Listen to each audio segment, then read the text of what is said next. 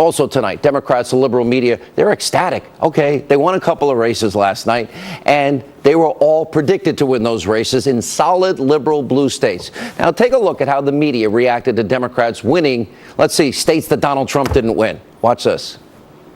It feels like tonight's history is being written by movie writers. It is so dramatic. Unsubtle movie writers. This was a repudiation of Donald Trump that will be heard around Virginia, around the nation, and yes, around the world. Yep. The whole world is watching. Stinging rebuke. A tough election night for President Trump and the GOP. Democrats with key victories in Virginia and New Jersey. It was a very big night for Democrats. All eyes were on Virginia, perhaps the biggest political prize. This is voters' first strong rebuke of President Trump. They sent a message to Trump big time in the course of this and talk about when he comes back to Washington, it may be his forbidden city. It was a night of total diversity, and I think that not only a rejection of Trump, it was basically a rejection of what he stood for. Wait a minute. They didn't act like that a year ago. Oh, they were at a funeral a year ago. You listen to that, you would think the Democrats won the presidency, had supermajorities in Congress, but that is not even close to what happened. Here's what did happen. Democrats scored predictable victories in states that Donald Trump didn't win in 2016. New Jersey, shocker. New York, the Commonwealth of Virginia, Washington State. It was not a rebuke of the White House, or not even really surprising. Let's take for Virginia's gubernatorial race, Ed Gillespie. He lost. Ed Gillespie was too timid. He didn't embrace the president's agenda.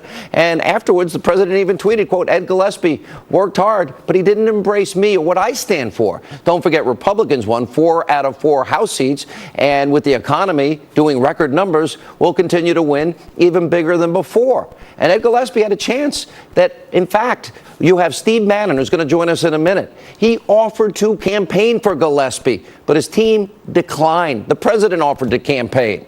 Then in the great liberal bastion of New Jersey, a Democrat's going to be the governor next year.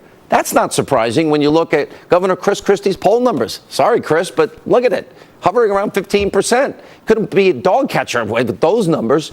That's the lowest in the nation. The worst number Quinnipiac has found in any state in more than 20 years. So it's already incredibly difficult for a Republican to win in New Jersey. Chris Christie deserves credit for winning. Christie's poll numbers made it impossible this time.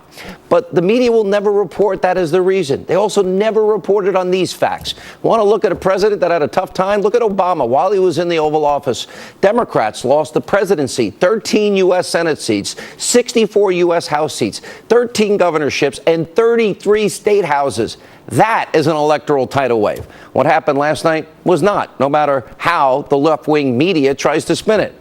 Now, before we move on, I do want to issue a stern warning tonight to congressional Republicans, especially you spineless ones in the Senate.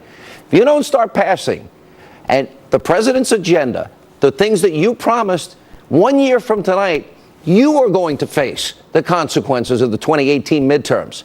You know what, Republicans, the American people are sick of you making all kinds of promises for the past 8+ years and failing miserably to keep them. You break your promises, you're going to pay at the polls. And by the way, it's not going to be Donald Trump's fault. Now, finally tonight, we just explained how Democrats, they're all smiles last night, but not a year ago. But they shouldn't be, because their party is in total shambles tonight. Now, thanks to former DNC chairwoman Donna Brazile, we are now finding out how crooked, how deeply crooked, corrupt, and frankly, what a lying Democratic machine Clinton and her party friends were. For example, Donna Brazile revealed that she was told that she didn't need to know about who was funding the fake news, anti-Trump, Russian propaganda lying dossier. Really? Watch this. I have a question for you, and I hope you answer this honestly, because there are a lot of questions about this Russian dossier, and there are evidence that has come out that the DNC helped fund it. Did you know that was happening, and were you surprised to hear it if you did? I asked one question on November 4th, and I was told that I did not need to know, and so no, I did not know. Didn't need to know. Donna Brazile told to stop asking questions and that the dossier, none of her business. She's only the chairwoman of the DNC. She replaced Debbie Wasserman Schultz, and she did it for no pay, and also said she had no idea, Debbie Wasserman Schultz. And the current DNC leadership has also denied any involvement. So then who knew about the dossier? And as you just heard, Donna Brazile, what she was saying, she was kept in the dark because she didn't control the money. And as she revealed, it was actually Hillary Clinton and her campaign that controlled controlled the purse strings at the DNC. They had the authority, by the way, when it came to strategy, personnel, decisions, budgeting, data, analytics, and mailings. Poor Bernie. Brazil also blasts liberal, fake news, CNN anchor, fake Jake Tapper. In her book, Brazil says that she felt betrayed by Tapper after he criticized her for leaking Democratic debate questions to Hillary. Remember the stupid Donald Duck protesters from the campaign? Donna Brazil pointed out it was Hillary Clinton's idea to pay those agitators to follow Donald Trump around. And Brazil also admitted that President Trump was right about Democrats paying protesters. Also, Brazil was right in that the Clinton campaign was a cult. Here was a reaction to all this. Former Trump White